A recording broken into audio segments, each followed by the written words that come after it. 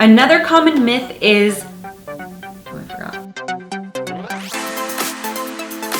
Hey guys, welcome back to my channel. So today we are talking about the common myths when it comes to the AIP or the autoimmune protocol or autoimmune paleo diet. For those of you that are new to my channel, my name is Deepa Berar. I followed the diet back at the end of 2017 when my hair started falling out due to alopecia. I lost about 70% of my hair, but it's all pretty much fully grown back in, and the AIP diet is one of the things that sort of helped me get it there. So we're gonna dive into this video. Before we do, don't forget to subscribe to my channel. Give me a thumbs up if you like this video and share this with anybody that might need to watch it. So the AIP diet is something that you want to follow when you have any sort of autoimmune disorder and you've got these crazy flare-ups and you want to control it.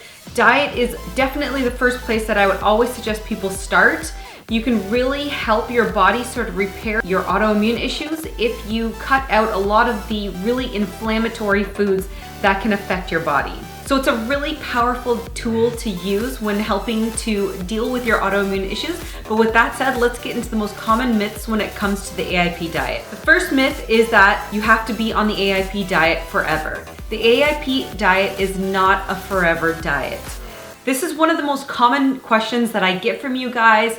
Am I still following AIP? How long was I on AIP? When I first started the AIP diet, I read up on a ton of websites online, and I also purchased the book, The Paleo Approach by Dr. Ballantyne, which breaks down everything for you guys. It's such an amazing book. I will link it down below in the description box for you guys.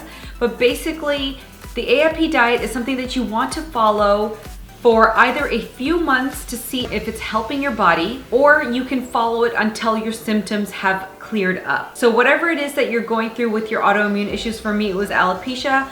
I was following it for about 2 to 3 months, and I started to wean myself off of the diet when I saw my hair stop falling out and I could feel new hairs growing back in.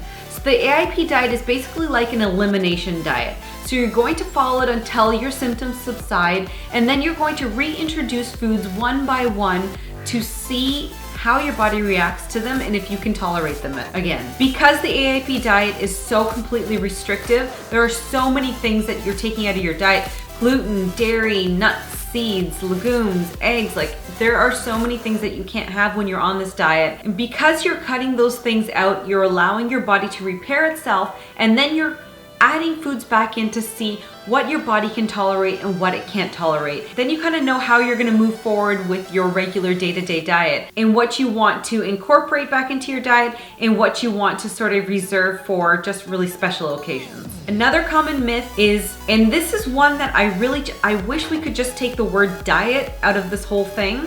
It's not a weight loss diet. Do not go on this diet if you want to lose weight. It is to repair your body from autoimmune disorders. Weight loss is something that's going to happen naturally. It happened to me. It's going to happen to everybody that follows it, because you're eliminating a lot of really processed foods, a lot of bad foods that you're probably eating a ton of more, like me. You're just having really natural plant-based foods and really lean meats and grass-fed meats. So obviously your body is going to shed some weight, but it is not designed to help you lose weight. It is designed to help repair your body from any autoimmune disorder that you're going through.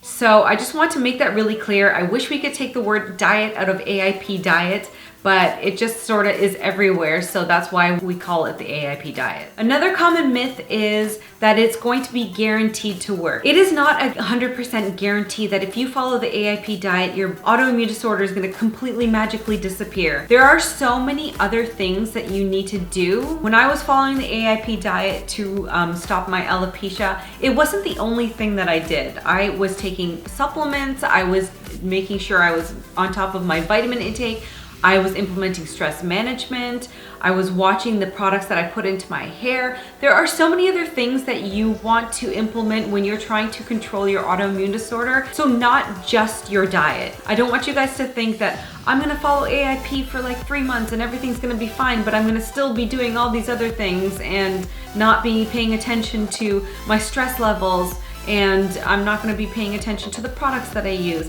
You have to implement everything as a whole. You know, honestly guys, when you get an autoimmune disorder, it's kind of like life stopping you in your tracks and telling you, hey, listen, pay attention to me, pay attention to what's going on inside of you, you know? So that's why you want to just take a serious hard pause in life, and you want to look at where you can sort of help yourself and implement everything that you possibly can, as well as the diet, to manage your symptoms, to manage your autoimmune disorder, and get your life sort of back on track and get your body healthy again. And the last thing I'm going to mention in this video, and I know the books say that you have to follow it, the AIP diet 100%, but I'm just gonna tell you guys from my own experience. That's all I can really say is my own experience. When I was AIP, I was 90 to 95% strict. I was not 100% strict. I still drank alcohol, but mind you, I was drinking alcohol that was derived from sources that were still AIP compliant. I would still have like little tiny treats here and there. I would allow myself just little tiny treats here and there. So I was not 100% completely strict on the AIP diet, and my hair still stopped falling out and my hair still grew back in. So I still somehow managed to manage my alopecia without being 100% compliant on the AIP diet. So I know it's a lot of pressure because it looks like this really monumental diet to follow because you're being so completely restrictive, and it's really kind of like hard to implement into your life, especially if you're home with your family and you have all these other people that can eat whatever they want, or you're at work for like so many hours during the day, and it can be really difficult to sort of pre-plan your foods and stuff. But what I want to say is that if you can eliminate some of the most triggering foods when it comes to autoimmune disorders, like gluten, like dairy, like sugar, if you can eliminate the big ones and make changes in your life to help you manage your disorder, it is going to help you so much more than if you just did not do it at all. So I want you guys to realize that you don't necessarily have to. Maybe when you have made those changes, you might find that your body's not reacting positively and your symptoms aren't subsiding. Then you might want to go more into it and be a little bit more 100% and see if that works. But doing something is better than doing nothing at all. So just do whatever you possibly can do to follow the diet. At least you're making a positive change. So those are just some of the most common myths. I just wanted to share this video with you guys because I get a whole bunch of questions from you guys about the AIP diet. And I hope it helped you guys. I've heard you guys want more what I eat in a day AIP videos, so I'll definitely post more of those videos for you guys. But I hope this helped, and I will see you guys next week with another video. Let me know if you have any requests in the comments below, and I'll see you guys next week.